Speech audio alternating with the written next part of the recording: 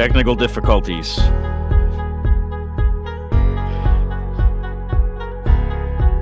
Are you okay, Madam Producer? Okay. Good job. You overcame the crises.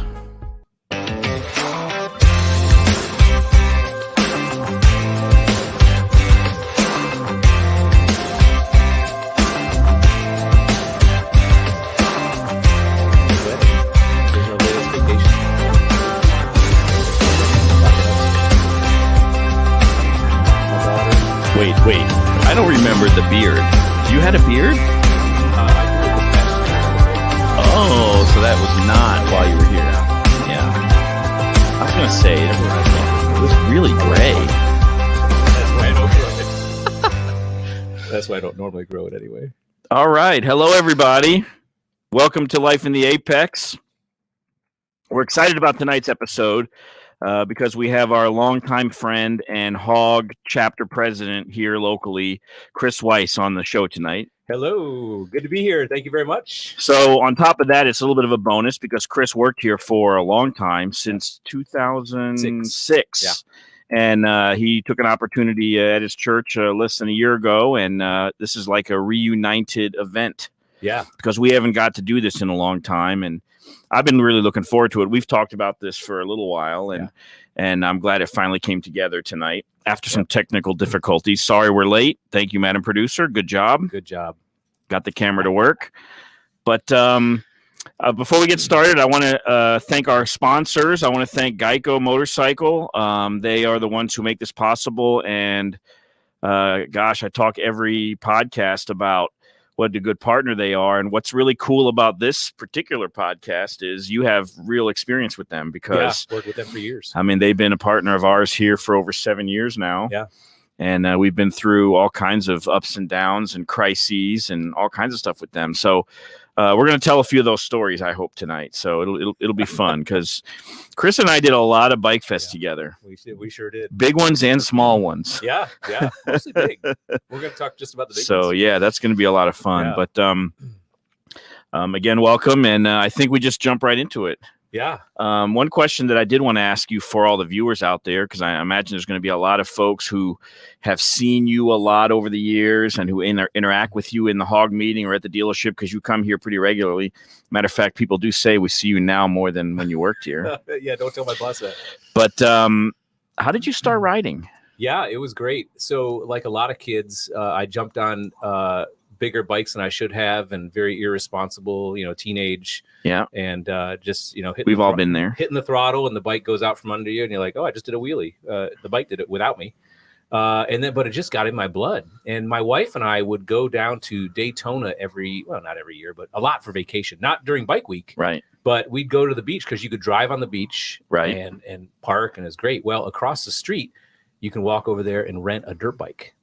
So I'd rent the dirt bike and I'd walk it across the street and get on the sand and I would just ride it.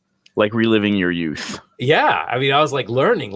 And my wife, she's kind of astute before I forget this. So you can remind me later, I did take my Ultra Classic on the beach in Daytona. I was going to bring that up. I saw the picture. Yeah. I would not recommend riding a motorcycle that is, over 400 pounds on the beach, maybe a couple 100 pounds. Dirt bikes are fine. Yeah. Yeah. Long story. Fun.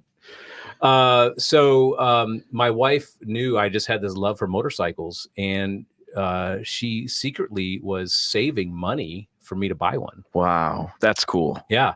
And so I had I was actually working full time at a church, for a couple years. And then my wife surprised me because our oldest daughter was going to turn 16. And she said, well, why don't you give her your car and you go get a motorcycle? Here's some money. I was like, what? Wow. So what was the first bike? It was a 2000 Yamaha V-Star 1100. So, man, it was great. I had to ask the guy to drive it to my house for me. It was like from Holly Springs to Northeast Raleigh. Yeah. And I was hooked. I was, in fact, working at the church. I was the new motorcycle pastor, Right. So that's that was amazing. And then, as the story goes, a couple months later, the church had a budget crisis and I had to go find a job. So I was like, okay. My wife said, go find one that's fun. I don't want to hear you complain. So that's when I rolled up here. I put on your Yamaha. On my Yamaha. Now, I put on my jeans because I used to wear khakis.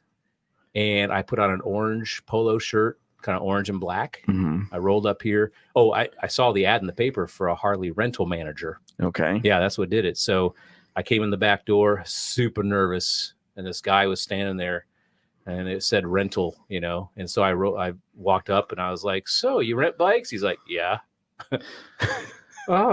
So yeah, you're hiring, huh? I might be interested. And he's like, oh, okay. Yeah. So tell me about yourself. And I dropped my papers and I was real nervous, but I started here like a week later.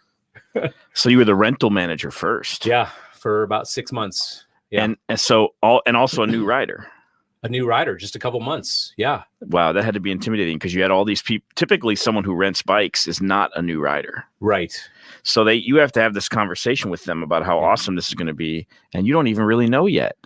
Well, I knew it was awesome to ride. I didn't have the experience, which showed at some point, but I was riding all the rental bikes because that's what you could do when you're the rental manager. Right. So my Yamaha sat in the garage. My wife said, you need to sell that thing. Right. So, okay.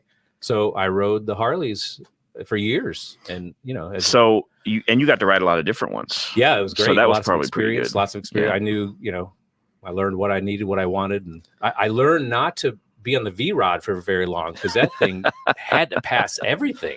That thing would not follow it. I rode a V-Rod for many years and Yeah. I had to put apes on it and change the seat a little bit to commute in it. Yeah. Yeah. Yeah. That's a fun, exciting bike. So it got me in some trouble for sure.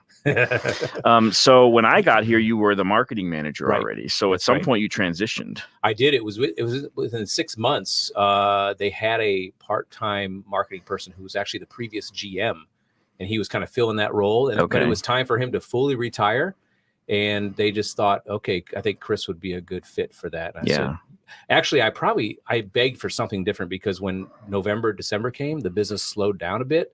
And I was like, please, is there anything else I could do keep me busy? Because I am really bored and I got lots of energy. And they said, well, we got this thing. I was like, okay. So rental slowed down and that's when you jumped into the marketing. Yeah, I jumped into the marketing. Yeah. Wow. That had to be intimidating too, though.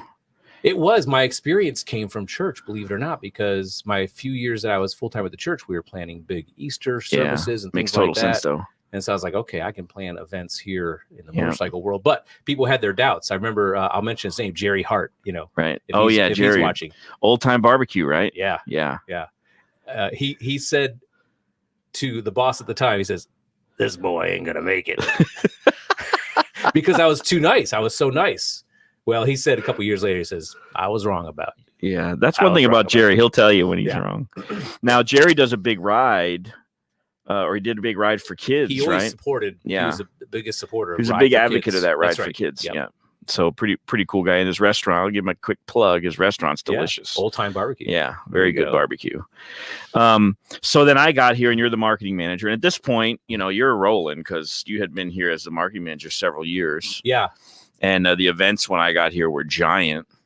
I mean, it was a little bit intimidating to, especially the first one. I remember my very first event when I was the sales manager here, like everything people talked about. And I'm like, okay, no. But a guy with an eagle in the corner, no, not a real eagle. They're not going to bring a real bird in here.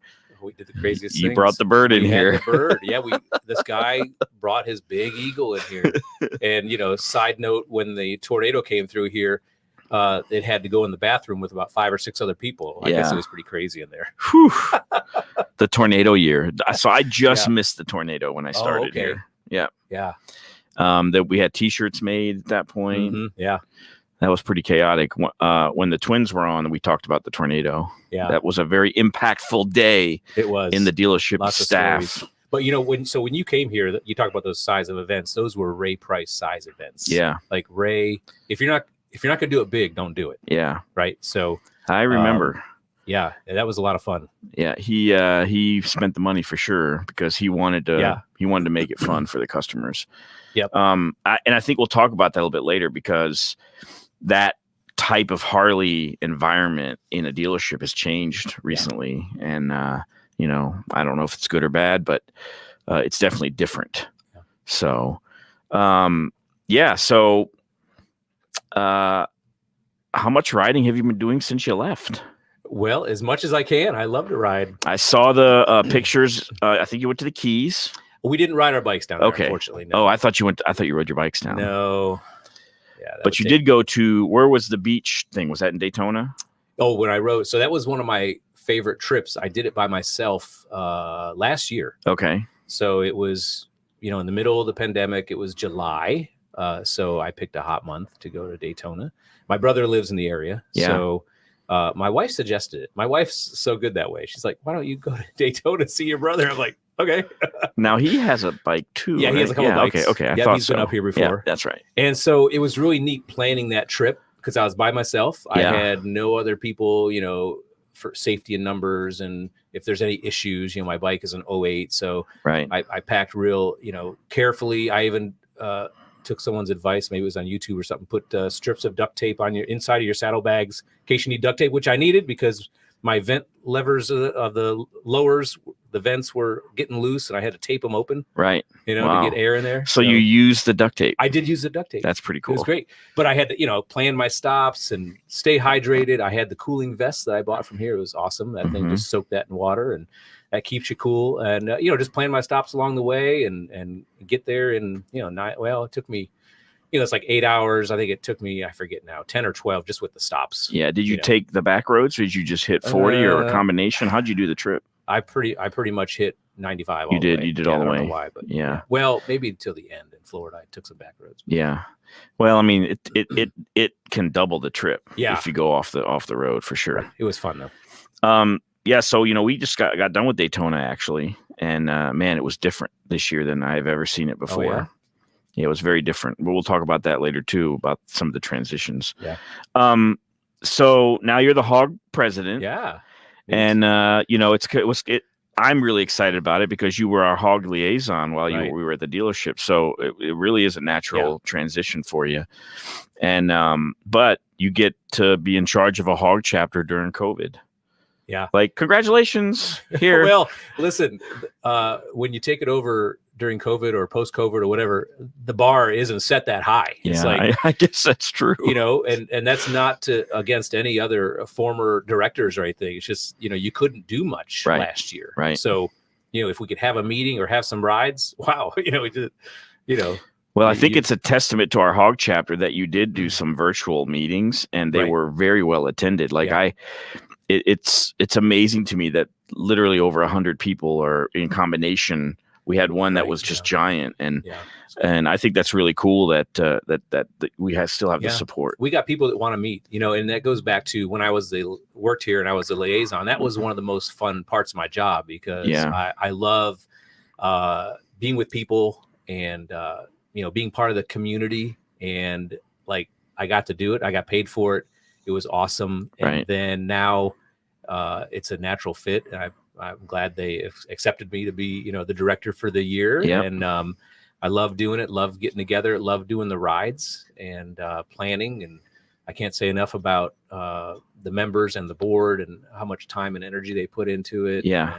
And it's all volunteer time. It's all volunteer So I think that's, you know, for customers who are watching or who watch this later and buy a bike, the hog chapter board is 100% volunteer. Yeah. And it does take a lot of time to do it correctly. It's amazing. Yeah. We started meeting in October. We weren't going to, you know, have our first, you know, get together meeting until January, but in October we were meeting at least once or twice a month and talking about, okay, how we're going to do it. We're going to do, let's get the energy back because, you know, just with the COVID season, you know, it had dipped. And so we wanted to get it back up there with mainly rides. Rides is the key. Like, let's ride and have fun. So we don't want to meet and have fun. We don't want to, you know, we just want to ride and have fun. Right. So that's what it's about. So you've done a lot of hog rides, and this is going to maybe be a little bit of an unfair question, but which one is your favorite? Oh, Pretty easy because I've been on it about 3 times, and that's the Tame the Dragon ride that Lynn Lassiter started. That's the one I sign up for every year, and then every year something comes up, and I end up having to travel or something, and I have yet to do that ride. That's been your most desired ride. Yeah, it's my most desired ride to try. Right. Let me tell you why I love that ride for a couple reasons. One is the community with the people. You got 70 of your other Harley riders, and they are you're all together for several nights, having a great time, getting to know each other, and then the roads, just riding up there. I don't know how, I love to ride. I love to ride the twisties. I'm an aggressive rider. I love the Tail of the Dragon. You like to scrape the saddlebags. I love the scrape. Well, the floorboards, I hope. Yeah, floorboards. Floorboards. True. But I love doing that. I used to ski, and I used to love slalom skiing and moguls, ski on the moguls and do that kind of stuff. So I'm kind of driven to do that. Right. I think following Frank Frisbee a couple years ago on the Rattler was the most fun because he pushed it as hard as he could push it, and we were like barely keeping up with him. Yeah. And using all of our energy and skill and power to keep up with him. It was so much fun. I love that adrenaline. Yeah, I love riding in the mountains too. It's my favorite riding. And not too long ago, so right as COVID started to kind of get slower, we took a trip to the Blue Ridge Parkway, and the timing was on accident and perfect. It was the first weekend it was open. Oh yeah. And there were no cars. Nice. Nobody knew it was open. Everyone thought it was closed. So we got to ride the Blue Ridge. Literally, we rode it from Boone to Asheville. And there was no one. It will never happen again. I'm not saying that we exceeded the speed limit, but it was a lot of fun. Yeah. And, it had been closed. So they literally came through, they cleaned it and opened it. And nice. It was perfect. It's just for you. It was just for, it was amazing. And like great. I said, it's one of those, like, I feel like that happens if you ride a lot. You have these moments that you'll never get back.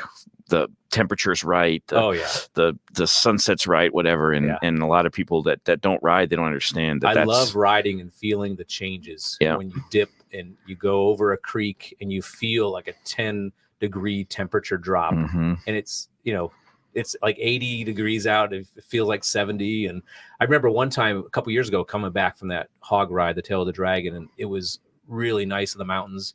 70 degrees, just great. We came down to the foothills. It was like 90 degrees. And we were like, oh my gosh, we're going to die. So now when you do Tame the Dragon, you stay at the Iron Horse Lodge, Hotel. Yeah. The Iron Horse Lodge, which also is a fabulous place. Everybody talks about it. They've got a lot of different rooms, a lot of different accommodations, different price points. Yeah. Really, they do a really good job. Very cool. So somebody that purchases a bike from us, that joins our hog chapter, can expect to go ride.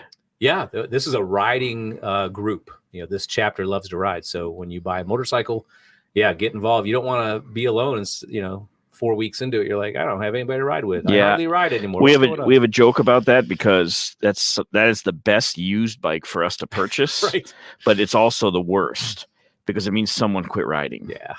And so we don't like that at all. And I'm grateful that our hog chapter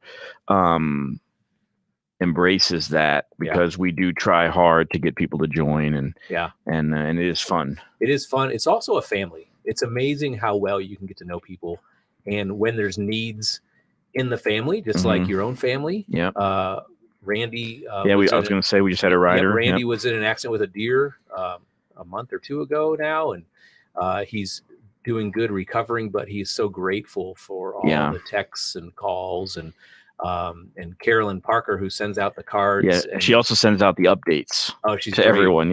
Which is great. Yeah, she is the heart of that part of it. And another member, Shell, she went up to Indiana to be with her family after a loss just recently. And, she feels the love and support. So we're one big happy family. So it's a great community. Yeah, it's awesome. Yeah. Let's talk about how that might change with what's going on in the Harley space. And so I want to frame it in because we're struggling with the new customer, the new Harley owner. Who's that going to be? Yeah. And, think about in the next well, in the next 6 months, you're going to have internal combustion engine bikes. You're going to have electric motor bikes, and you're going to have this dual sport, the Pan America, that, it's, I don't know, what the customer is going to be different than what we're used to. So, I mean, as an event planner, you're almost going to have to plan to accommodate for that, because those bikes eventually are going to sell to people and they're going to want to jump into the community. Sure. Well, I think what Raleigh Hog does really well is we have different segments of riders. Yeah. We do have, some Sportsters, and they're going to go do things. We have the touring bikes. They're going to go longer. We have what we call, the camping group, who they'll tow their bikes and go camping and riding. Yeah. They have the toy haulers. So you got a lot of different people, and I'd love to see these different groups start connecting under the Raleigh Hog umbrella. And, let us help you plan rides, or if you're going to plan it and do it, we'll promote it and get people involved. And so, we're inclusive, not exclusive. Like we're not just your touring bikes or whatever, or, so we'd love to get different bikes, different ages, all kinds of people. It is true, because I see all these my peers, they all have hog chapters, right? Yeah. And they all have their niche, especially if the location is odd. Like if you're not in a metro market, or if you're in a place where there's a lot of maybe mountain riding or the membership can be a little bit different in some of those places. So we are not like that, which is really cool. Yeah. So I'm hoping that the hog rallies take hold like they used to be back in the day. And it's where all those people can come together. Yeah. And you can do all the different kind of riding. Yeah. They've been doing some regional rallies and some riding rallies too, where you meet and ride from one location to a couple states away to another location. So we've got some on the calendar. A good plug here, RaleighHog.com. Yeah. The calendar on there. Shameless plug. You can see what's coming up, all the different events going on, the different rides. We're looking forward to one in April.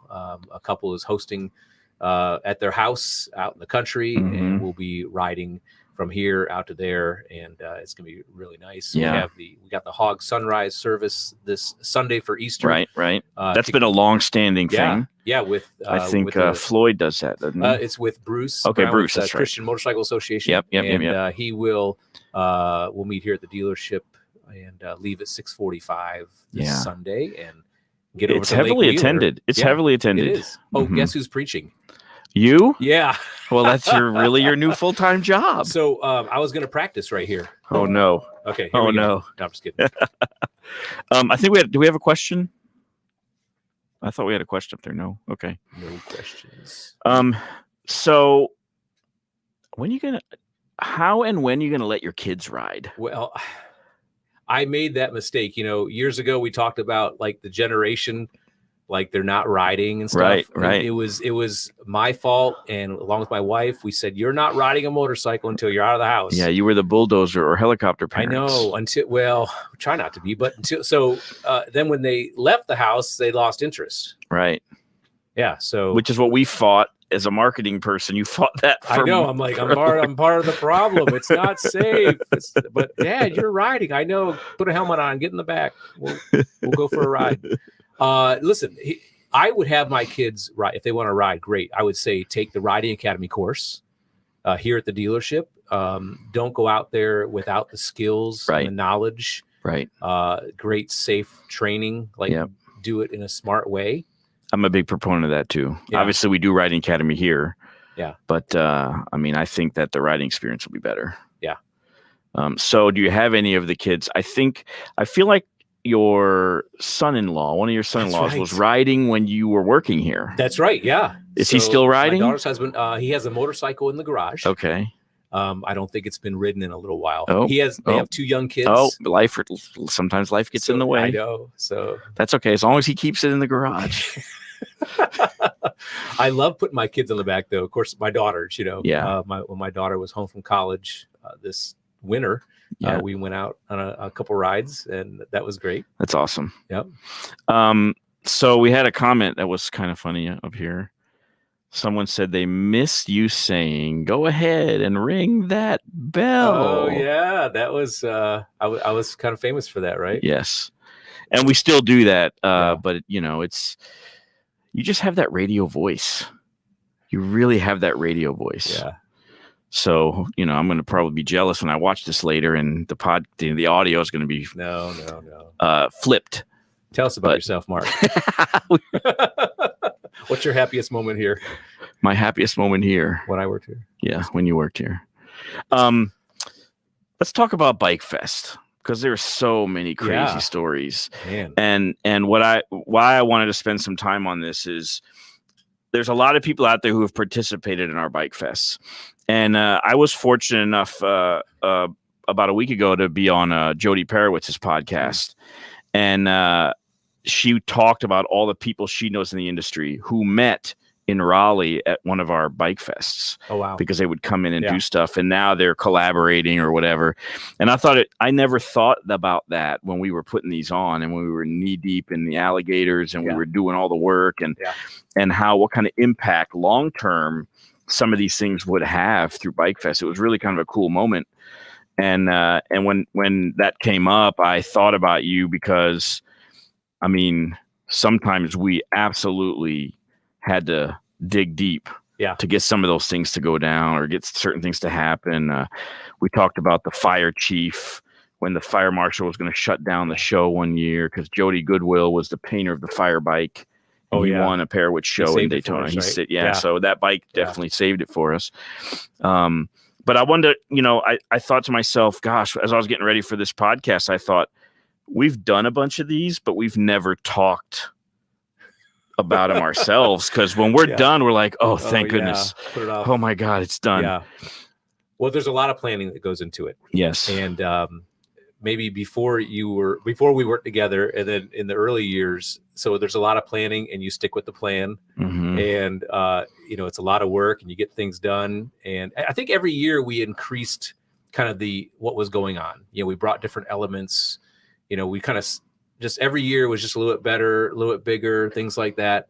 And then I think your philosophy was, let's go, let's jump the shark, right?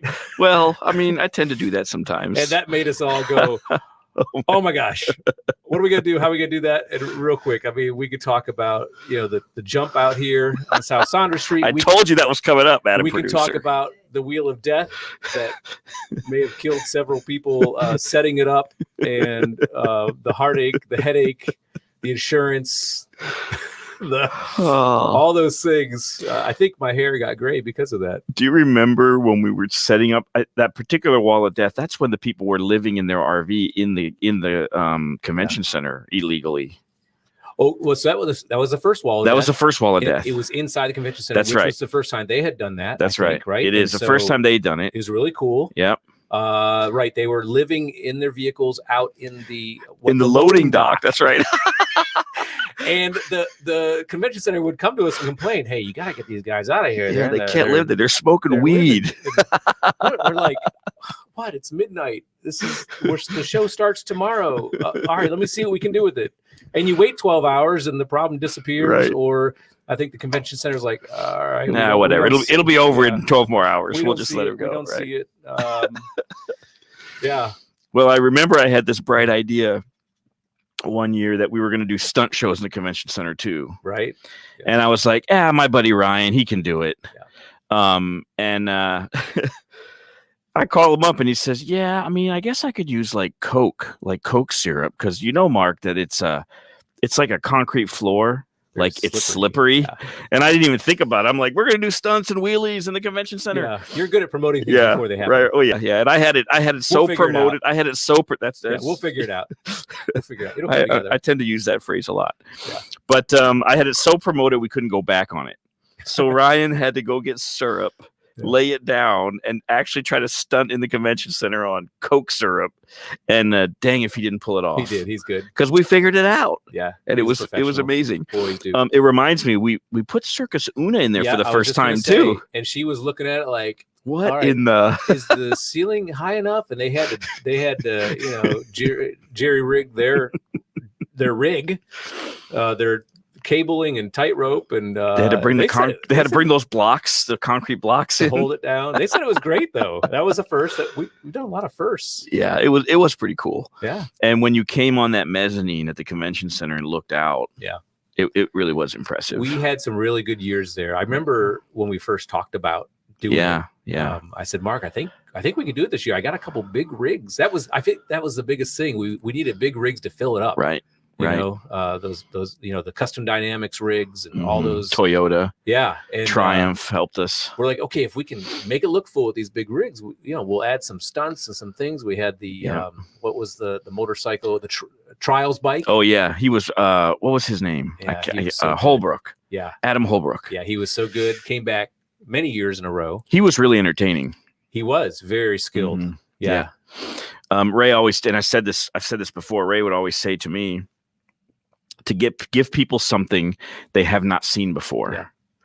And so I think the trials rider was one of those because he was really a skilled rider. So we did a lot of stuff outside too. Oh, the street, Fayetteville Street. The Fayetteville Street. I mean, the convention center is easy to talk about because I feel like it was very confined and it was kind of, it really had some borders. Outside was just crazy. It was a festival, and we had some really good years. I know there's a lot of people that would love to just reminisce about that and go back. And there's so many great memories. I mean, you're setting up on a Thursday night. Of course, I remember the hurricane year when we were setting up. I think there might have been a hurricane in the area. It was like the tents. There was like dozens of guys holding a tent down. Yeah, it was the Red Bull tent. Yeah. Remember, we were setting up the VIP area and the Red Bull. Yeah, it was a TP, and it literally picked guys up because it was literally lifting on the street. And finally, we said, "Let's sit up in the morning." Well, we ended up putting it in the convention center. Oh, that's right. Because we didn't know what was going to happen. Yeah. And Red Bull, they showed up and they were a great partner in the fact that they dropped off a lot of assets, but they literally just dropped them off and left. Right. Yeah. And so we had all this Red Bull stuff we didn't know what to do with. So that was pretty wild. Yeah, but we had some good times, great partners, with the Raleigh Police Department and the convention center, and all those folks getting everything in the restaurants downtown, the bars, and all those people were just so excited. Like it was probably the best event. So we had remember the one year we decided to help the restaurants, so we had the meetings on how to do business with the prep meetings ahead of time. Yeah. And Matt Kenner showed up. So he's still a good friend of of the dealerships even to this day. And he was we kind of kept up with each other through COVID, and he really got hit hard in it downtown because he had at this point, I don't know how many restaurants and bars he owned, but it was a lot. Yeah. But the Anchor Bar was a huge kind, no pun intended, anchor. Like in that Fayetteville Street area for Bike Fest, which was really cool. And the Big Easy too. I mean, so many places and some of them aren't there anymore. Yeah. Unfortunately with what happened last year. Bring it back. You could revitalize downtown. Man. I just don't know if the climate is correct. I mean, we towards the end there, it got really hard to put the event on. Yeah. And then of course the costs escalated out of control. Yeah, more expenses, and the city did a really good job for years sharing those expenses. And then things shifted, and it's hard to finance a thing like that. Yeah, even with sponsorship. I knew that it was going to be hard to continue when we got the bill for the parking meters that weren't allowed to be used while we paid to have the street closed. That's right. And I thought then, okay, like it's just getting too expensive because, from the city perspective, and I'm going to defend them a minute, but from the city perspective, I mean, they have escalating costs too, labor costs, everything. So Kris is a great hog director. Oh, thanks. So yeah, I mean, they had to contend with that, and they wanted to be a good partner, and I feel like we held out as long as we could on that. And then, ultimately we ended up having a great event at the dealership right before COVID, the year before. It changed a little bit, and we're in the process of reinventing it now. Yeah. But everything's different, I mean, a lot of our partners don't exist anymore or don't have the funds to do the things that they did. So we are grateful for Geico Motorcycle a lot. I mean, they came through for us at the beginning, and even during COVID, they asked us to serve up a kind of a game plan during the COVID year and stayed our partner through that, which, I mean, I watched so many people in the motorcycle industry lose all their sponsors that I was just grateful that they were willing to play ball with us. And that's kind of how this thing started is kind of communicating with our customers and giving Geico a platform to continue to get their brand out there. So, so if I say to you, the craziest moment in Bike Fest. Which one comes to your mind? Craziest one.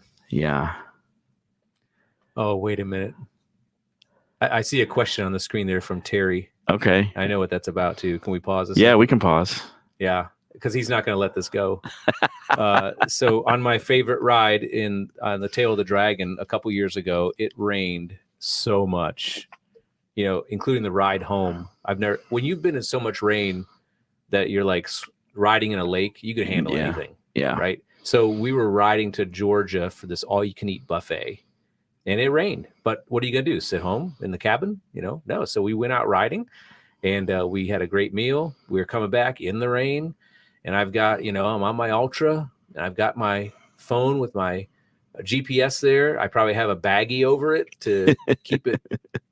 And we're going like 30 miles an hour. And I look down at my GPS just to kind of make sure. I like to see what curves are coming up.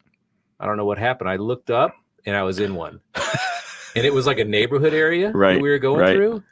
And all I could do, like, I didn't have the confidence in that rain to like lean it and turn and corner. Yep. I was like, oh, well, there's a person's patch of grass. I'll just go through their lawn. And sure enough, I just went through their lawn and picked up the road. It must have been a corner lot. Yeah. Picked up the road on the other side. Kept on going. Hopefully nobody saw that.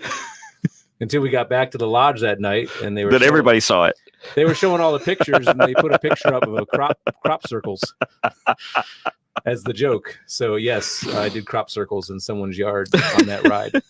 The crazy thing is those people probably came outside the next day and because they wouldn't think, a motorcycle went through my yard. They probably have no clue how that got there. But I hit the grass and I didn't hit the gas. Right. I didn't hit the brakes either. Maybe I did hit that. Yeah, hit the gas, don't hit the brakes. So yeah, I hit the grass, I hit the gas. Got out of it. Got out of it just fine. And went back and had, dinner that night safely. So yeah, that hydroplane riding is sketchy. Yeah. You don't want to trust the machine, but you have to. I've been there. Yeah. So it's like craziest Bike Fest behind the scenes moment is really what I'm after, so that we can give folks an insight on some of the stuff we had to deal with. Yeah, well, so just you're going along, everything's great, it's a family event, and you get a call from there's a city councilman who's calling you, or he's calling the person who's calling you saying, we have a vendor downtown, the t-shirt guy with graphic vulgar t-shirts. I'm like, what? I don't bring these people in. What are you talking about? He snuck those in. I remember that. I remember that guy. He had it was very controversial. He would set up, it would look good. He'd had this game or something that you win some prizes, but then when you walk away, he put up all the t-shirts, the vulgar t-shirts, and I was like, darn. So went back to him. It reminded us how many eyes were on the festival. Yeah. That somebody that high up would call and complain about it, because a constituent probably called them. And it was, they're going to come to me as soon as if I think of other ones, some things you just have to block out. You're like, oh, thank God it's over. I'll tell you one I know you blocked out because I had to deal with it. Well, it was kind of my idea too. So, the Bedlam VIP area the one year downtown when it was all you could drink. Oh my and everybody got hammered and we couldn't control it, and so we were like, get more food, get more pizza, we need stuff with bread, these people need bread. We spent so much money on pizza. I think the more that one escalated, the more I stayed at the dealership. I was like, I got to watch things at Mark, the you got this. Yeah, Mark's in trouble. Oh my God, they were fighting. They were like, it was crazy. It was madness. It was the all you can eat Bedlam or all you can drink Bedlam vodka. That wasn't that. Yeah, that was a mistake. That was one of your dreams. You had these great dreams. And... we ended up selling wristbands from here on out. That limited the drinks. And we never mentioned that 3-letter word again, right? No. Starts with a V. For very important people. Never. Right. VIP was never mentioned again. It was supposed to bring in funds, and it ended up costing us a crazy amount of money. Everybody got mad at us because we ran out of stuff. I know. I just remember, you know what? We got bailed out by Fat Boys Barbecue. Oh, remember? Let's talk about he Fat happened Boys to be right Barbecue. there, and he saw the madness. He was like, "I'll just cook more meat." Oh, he cooked and cooked and cooked and cooked, and he saved us a couple years in a row. Like, I don't even think he charged us for half that stuff he brought over. He was so good to us. Fat Boys Barbecue. Shout out to Fat Boys Barbecue, state fair winner, right, of the best barbecue in the state, and man, he has saved us a couple of times. Yeah. And now he figured out I like his ribs. Oh, so now he shows up with ribs when he comes. Yeah, which is pretty awesome. Yeah. That was a disaster that I remember. Yeah. Is the VIP area. Oh man, that was nuts. And then we we got in a little heat about the Wall of Death that last year. I saw a comment that somebody helped set that Wall of Death up in 2019. So our insurance company dropped us on that one, and we had to find some new insurance. Oh my god! Because they literally called and said, "Yeah, you've got something literally called the Wall of Death," and I'm like, "He had his own insurance, I swear." Yeah. No go. They dropped us like a rock, and it was funny because they coupled that with, it wasn't funny at the time actually because I had to call my boss and tell him, but they coupled that with the children's Stay6 electric bike drag racing. Oh yeah, that's very dangerous, right? Yeah, and we had like 2 kids, and like the dads literally ran with them. And the words drag racing. The flyer made it look all amazing. That was such a good time. It lasted like 10 minutes, but it was awesome. We had great video of it. Steve and Charlie were helping with these kids, and they were going across the finish line at 5 miles an hour. It was like, it was awesome. Yeah, Alex and I had to find new insurance because of that. And then the infamous jump that I surprised you with the ramps. Yeah, that's the day of. That stressed the team out a lot because you took away like 50% of our parking, if not more. Oh man, all I could see was that jump happening. Like I could just, and I think we were being filmed for Toy Makers that year. Yeah, right. So it was going to be on TV. Right. Like I just knew we could figure it out. We were going to get famous. Oh, we figured it out. Right. Yeah. Oh man. And then he did the jump, and it was pretty cool. It was pretty cool. Yeah. And then afterwards came the comments, right? Because we didn't have time to put the fencing up. So there was no fencing. In the way, and it was a tough one. Yep. We have a question. Don't forget when you lose the yes. So I'll tell this story. It was Toyota. You're right. You might have been at lunch with us with Carolyn and everybody. And I get a phone call, and they had towed all of Toyota's vehicles, who was a big sponsor of ours, right. And nobody knew where they were. They impounded the vehicles that they brought to display as a vendor at Bike Fest. Right. I was mortified. I was absolutely mortified because Jay had high expectations of us. Yes, he did. He had really high expectations of us from Toyota, and he absolutely would have flipped. Matter of fact, he was flipping when I got in touch with him, but then we found the vehicle, so we at least knew where they were. Yeah. And then we had to get him back, and everything ended up being great. And you know what? He was a partner with us for years. Yeah, a couple years for sure. And and so, I mean, I feel like that ended up being a good partnership. Yeah. He brought a great display for them. All the time. You know what I loved about Toyota is the reasoning why they partnered with us, because we were a bike rally that had families, and they could bring minivans and Camrys instead of just trucks, and it made sense for them. So that was pretty cool. Yeah. So the jump was crazy. There had to be some more times that I made you panic. I know. Yeah. I blocked them all out. I'm a planner. I like to plan things. Let's execute the plan. I feel like when Bedlam Vodka got involved, it kind of kicked it up a notch. Yeah, kind of lit everybody up, I guess, right? It, no pun intended, lit everybody up. Funny guy. So yeah, like I said a minute ago, we're in the process of kind of reinventing Bike Fest now. Yeah. We've got a lot of fun stuff happening with Harley-Davidson this year, hopefully, and so hopefully we can incorporate that into it. And we'll see what happens to it. Oh, so I just saw a comment from somebody. It reminded me of what did we used to do? The fashion. Oh yeah. What was the fashion show where we did the stage and stuff? We did it, yes, but we did it. We used oh gosh, now I can't think. Maureen? No, after that. The pinup folks. Oh, I don't remember her name either. Yeah. Well, Sandy, that's right. Yep, she was the one who headed it up. I met her, and she helped us put that on with the pinup show, and and that went good for a couple years. Yeah, it sort of went hand in hand with the car stuff. We started including a few like the car show in it too. Yep. So we got something else. Oh, the weddings at Bike Fest. Oh yeah. Oh my God. Good. That's a good one, Carolyn. The weddings, it never failed. Now, Carolyn played a big part, because what would happen is, someone would come to you or come to me, but it became almost an annual event. Right. At least 2 years in a row, maybe 3. Yeah. But they'd say, yeah, we want to get married at Bike Fest. We're like, wait, we can do that because I'm a minister. Yeah, let's do it. And so, I mean, we've done them here at Open House, Bike Fest, whether it's here in the convention center. Yep. But we would always call Carolyn. Hey, Carolyn, can you help? Can you be the wedding planner? And oh yeah, close this street, close that street. Need a golf cart to the hotel. Bring the wedding party to the convention center.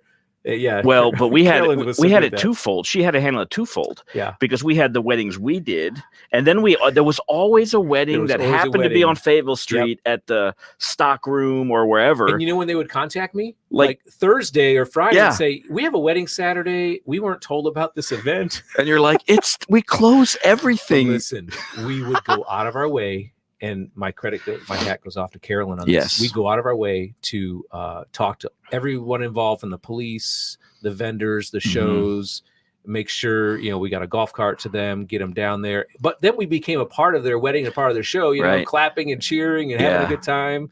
And they loved it. Their experience was great. They'll never forget this. They'll never forget it. And there was a lot of people there cheering them on. That was always a cool part. But Carolyn really did work hard at making it part of their experience. Yeah. And then some of them didn't want it, right? Some of them wanted to just kind of get through and get to their venue. Yeah. And that's cool. And we accommodated for that too. I have a wedding memory. I didn't do it here, but it happened the day of the tornado. And so if you can imagine, remember that the tornado hit, all the power's down, roads are closed, all this stuff. And I had a wedding downtown at Market Street or Market Hall in like an hour. I was like, okay, you guys still doing your wedding? They said, yep. And he's a customer of ours too. So made my way down there. I think it started an hour and a half late, not because of me, but they had no power, no nothing. They had a generator. They had LED lights. It was the most beautiful wedding venue you'd see. But yeah, but a lot of weddings. We've done weddings here in the Winner's Circle. Yeah. And matter of fact, I think Scott Aaron got married here. Yeah. Yeah, that's right. Yeah. And then he was a huge Bike Fest sponsor. Yep, excellent. For many years. Yeah. So he starts on April 1st as sales manager here. All right, congratulations. So we're excited about that. Shout out to Scott if you're watching. Awesome. But yeah, so with the wedding thing was always a crazy thing. And every year we started the planning, Carolyn would say, I wonder what this is going to look like. And we'd be like, not this. No, there's no way it's going to happen again. Right. Not another way. Well, we had one for a year. We had one every year for a long time. Yep. So tell us a little bit about what the Hog Chapter's got coming up. Yeah. I know you guys are making plans right now for some different rides and things like that. And I think there's a meeting coming up too. Yeah, we have a meeting this Thursday. So in a couple days, it's an in-person meeting here at the dealership. And we will have a Zoom option as well for those who need it. Yeah. But this will be our second in-person meeting, which is great. Yeah. And, it went really well last time. If you saw the pictures, we had this big monitor. We had the Zoom participants. It was pretty cool. We had, the amplifier so they can hear both ways. And we had good participation. And it's really all about the rides. I think, a couple things I'm talking about and doing in the meeting near the end is, okay, what rides have you been on lately? Tell us about that ride. Right. And they'll tell us if it was just a simple lunch ride and an ice cream stop, or was it a weekend ride, something going on overnight. Tell us about that. And then we talk about, okay, what's coming up? Let's get some energy here. So a couple rides that are coming up. I'm looking forward to one in April. It's going to the Outer Banks. Okay. It started off let's see, Tavy and his wife were going to do it. And he said, hey, my wife and I are going to the Outer Banks. Anybody want to join us? And he thought maybe, 5, 6 people. And now it's like 24 bikes. That's awesome. 2 nights going to the Outer Banks and the lighthouses, going on the ferry. Yep. So that's probably one of the big ones of the year to start off. Going to go to Ocracoke. Yeah. That'll be that's a great trip. Yep. Another April one I mentioned, going to one of the members' houses, Shell and Jim. We're going to go there. They're going to lead a ride there, and we'll have lunch. And they're like situated, their house like right in the middle of like farmland. Yeah, all the animals are around. And that's cool. She has pictures on her Facebook all the time of the cows, the sunsets, and so they're going to host a ride out there. So that'll be great. Now, is the Tame the Dragon going to happen this year? That is happening. I got my hotel booked up, my cabin. Yeah. Yep. So that's in June. And we leave here. We're switching up the days. Instead of leaving on a Wednesday through Sunday, right, for better traffic purposes, we're going to go Saturday through Wednesday. Okay. I think it's through Wednesday. That way, you get a couple days. That's a great idea. Without the crowd. Yeah. So, Frank Frisbee and Tony Rogers kind of lead and head that up, and Ralph Gray, and do all the pre-rides and stuff like that. Tony Rogers, the Rogers family just recently added bikes to their stable. Awesome. Thank you very much for the business. Yeah, and we also want to we're going to have a celebration sometime, some sort of post-COVID gathering here or something. We usually have like a hog homecoming or something like that.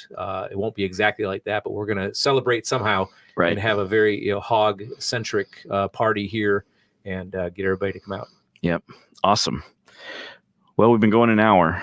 No kidding. Yeah. Wow. I knew it would go easy for us. There you go. And I feel like we have a lot to talk about still, so we might have to do a part 2. I figured the bike fest thing would take up some time. Yeah, right. But anything else you'd like to add or promote? I know the website, if someone wants to join the hog chapter.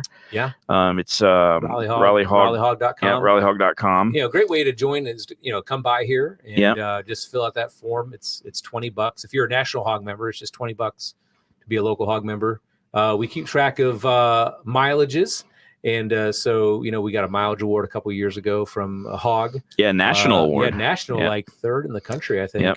For the most 1.3 miles. Yeah, it's pretty awesome. That was really good. So, the Hog Club is great. I love the board and all their effort and hard work they put in, and all the members. We're just having a good time, just ride and have fun. Awesome. Yeah. Well, thank you very much for coming out. Yeah, my pleasure. I appreciate you taking the time. We do this podcast after hours so people can watch after work, and I appreciate it a lot. Do part 2. Thank you very much, Charlie. That's from Charlie. Yeah. Thank you to Geico Motorcycle again for helping make this happen for us. And we're looking forward to finally seeing them out at Bike Fest this year. They're going to bring their assets. They got the green light, hopefully, to come out. They were all working from home and stuff too through all the pandemic, so they're starting to come out and do things a little bit like they used to. In Daytona, they weren't fully out yet, but Geico did have all their assets and stuff, and hopefully we'll see all those people again. Yeah. So thank you very much to Geico. I am going to do a quick plug on our new T-shirt. If you haven't seen our new T-shirt yet, here it is. That's the new T-shirt back, Tobacco Road. So come pick up the new one. We don't really do brand new shirt backs that often, good. So we're excited about this one. It's got some initials down there. It's a design for my girlfriend Ashley. She painted the tank, and then it got approved by Harley to be a T-shirt. So it was pretty cool. So come pick up that. We're excited for that. And I guess that's it. Oh, it was fun. Yeah, thank you again, and we'll see everybody at the store. All right. See you later. Good night. Good night.